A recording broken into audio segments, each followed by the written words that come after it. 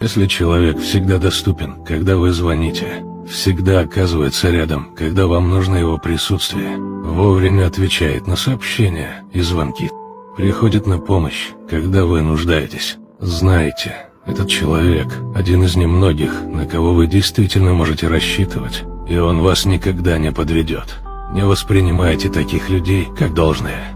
Они самые преданные и надежные люди. Но, к сожалению, часто мы осознаем ценность того, что имеем после потери. Дорожите такими людьми больше остальных. Если они постоянны и доступны, это не означает, что они легко доступны, и у них нет своей жизни. Просто вы дороги им. Они создали в своем сердце место для вас. Если однажды этот человек отвернется от вас из-за вашего обесценивания, знайте, что это будет навсегда.